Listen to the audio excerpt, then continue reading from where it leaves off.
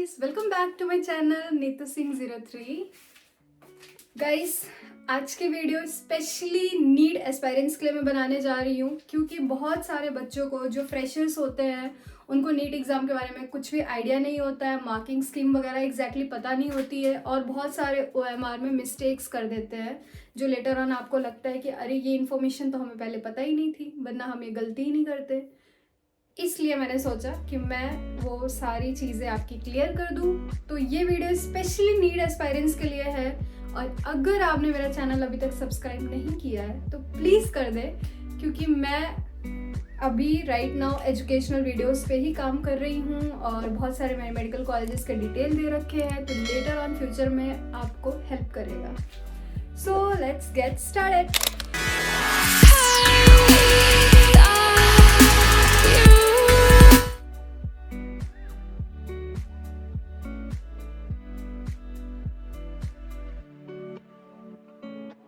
NEET exam में total कितना time मिलता है? 3 hours 20 minutes का टोटल टाइम रहता है, तो please try your best.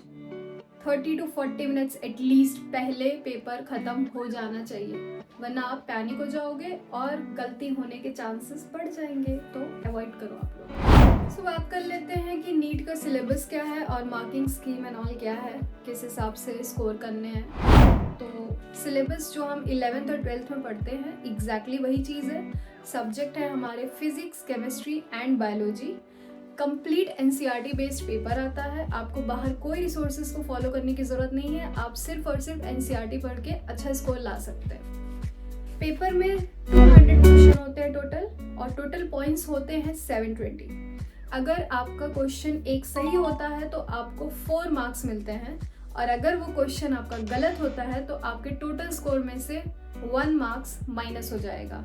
It means paper में नेगेटिव मार्किंग है, तो आपको सोच समझ के करना है। जो क्वेश्चन आपको पता है कि कंफर्म यही आंसर है, आप वही चूज करें, गलत ऑप्शन मार्क ना करें, वरना आपके जो पॉजिटिव स्कोर बन रहे हैं टोटल से वो माइनस हो जाएंगे, which is not good for you. आपके पॉइंट्स कम हो सकते हैं, तो इस चीज़ का आपको ध्यान देना है। ओके, सो मार्क्स कैसे डिवाइड हो रहे हैं? तो पेपर में 2 सेक्शन होते हैं, सेक्शन A और सेक्शन B।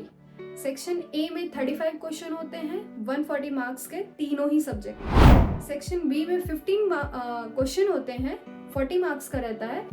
इसमें से आप 10 क्वेश्चन अटेम्प्ट कर सकते हैं एंड 5 आप छोड़ सकते हैं। तो इसमें ऑप्शन है, बट सेक्शन A में ऑप्शन नहीं होता है कि आप क्या मतलब इतना इसेंशियल अटेम्प्ट करना है या इतना नहीं, ऐसा नहीं है। तो सेक्शन A और B को ये हिसाब से देखते हुए आपको करना है, ये गलती बिल्कुल ना करें। बहुत सारे बच्चे इसमें भी मिस्टेक कर देते हैं क्योंकि उन्हें पता ही नहीं रहता कौन से सेक्शन में क्या अटेंड करना है और क्या छोड़ना है। तो प्लीज़ ये दिमाग में क्लियर रखें, क्योंकि वहाँ ऑलरेडी बहुत प्रेशर वाली सिचुएशन रहती है, तो यूजुअली बच्चे आराम से मिस्टेक कर देते हैं। एंड अबाउट OMR शीट, पता है बहुत ज़्यादा गलतियाँ करते हैं आप लोग, मतलब क्वेश्चन पता होने के बाद भी आप लोग वहाँ OMR शीट गलत फिल कर देते हैं। क्वेश्चन सही होने पे भी आपको पता है कि हाँ इसका ये आंसर है, बट वहाँ पे आप कुछ और फिल कर देते हैं। तो मैं आपको ये सजेस्ट करूँगी कि पहले आप पेपर कर लो एंड देन अपना टाइम एटलीस्ट हाफ आवर जब आपके पास रह जाए, एट द एंड आप OMR शीट फिलिंग करो चेक करते हुए। या तो आप ये कर सकते हो, या फिर जैसे आपने एक सब्जेक्ट का फिनिश कर लिया एंड देन लाइक आपका अगर स्ट्रैटेजी है कि मैं सब्जेक्ट वाइज लेके चलना चाह रही हूँ, तो उसके अकॉर्डिंगली आप OMR शीट आप वो सब्जेक्ट करने के बाद आप फिल कर लो, एक बार चेक कर लो सब ठीक है कि नहीं, and then go ahead next subject देखने के लिए। तो ये आपके ऊपर है, बट अगर आप एट द एंड फिल कर रहे हो तो एटलीस्ट 30 to 40 मिनट्स पहले पेपर फिनिश कर देना, चाहे जितने भी क्वेश्चन लेफ्ट रह गए हो छोड़ दो, क्योंकि जल्दी में ही आप लोग गलती करते हैं। तो OMR शीट फिल करने के लिए भी इनफ टाइम देना है, ये चीज आपके दिमाग में होनी। बहुत सारे बच्चों के मन में एक सवाल आ रहा होगा कि पेपर का लेवल कैसा होता है, हम कैसे प्रिपरेशन करें।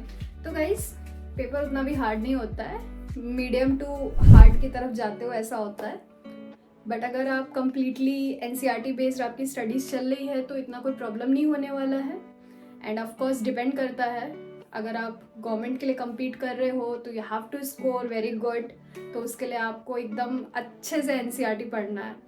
और बहुत इंपॉर्टेंट चीज़ वो ये है कि आपको मॉक टेस्ट पेपर अटेंड करने हैं। जितना ज़्यादा से ज़्यादा पेपर अटेंड करोगे, जितनी प्रैक्टिस करोगे, उतना ही ज़्यादा चीज़ें आपकी क्लियर होती जाएगी। क्योंकि कई बार बहुत सारे क्वेश्चंस ऐसे होते हैं ना कि लाइक चलो ये ऑप्शंस हैं तो फिर कौन सा बेस्ट आंसर होगा, तो टॉपिक पढ़ने के बाद भी हम इसमें गलती कर सकते हैं। और प्रैक्टिस करने से आपको कॉन्फिडेंस भी बूस्ट अप होता है। तो मेरे तरफ से यही रिकमेंडेशन होगा कि ज़्यादा से ज़्यादा टेस्ट अटेम्प्ट करें।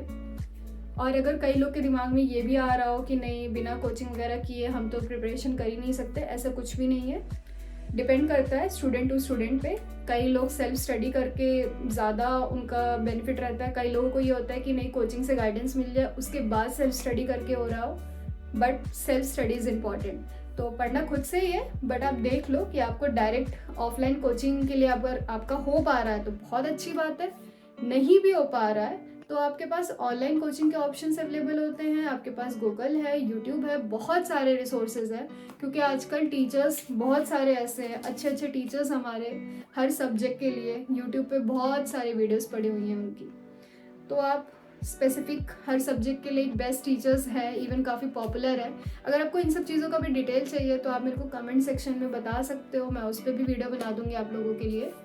तो हर चीज़ का एक बना रखा है, तो आपके पास ये रिसोर्सेज की भी कमी नहीं होने वाली है। अगर आप पढ़ना चाहोगे तो आपके पास बहुत ऑप्शन है। तो guys it's not that much hard कि आप एग्ज़ाम क्रैक ना कर पाएँ, बट गवर्नमेंट कॉलेज के लिए थोड़ा सा है। एनीवेज, आपको ये एग्ज़ाम क्लियर करना है, चाहे आपको एडमिशन इंडिया में लेना हो या फिर अब्रॉड में लेना हो। दोनों ही ऑप्शन में आपका नीट एग्ज़ाम क्वालिफाई होना चाहिए। मिनिमम क्वालिफाइंग मार्क्स जो कि हर साल चेंज होता रहता है अलग अलग कास्ट के अकॉर्डिंग, बट अप्रॉक्स 140 से 150 के आसपास जनरल कास्ट का होता है एंड 5-10 मार्क्स लेस ओबीसी का होता है एंड अप्रॉक्स 100 से 110 के आसपास SC ST का होता है। तो ये मिनिमम मार्क्स आपको चाहिए किसी भी मेडिकल कोर्स में एडमिशन लेने के लिए, चाहे वो कहीं भी हो, इंडिया में हो या अब्रॉड में हो। तो आई होप मेरी इस वीडियो ने या आपके छोटे छोटे डाउट्स क्लियर कर दिए हों एंड ये वीडियो आपके लिए हेल्पफुल रहे। So guys, bye bye, see you in the next video.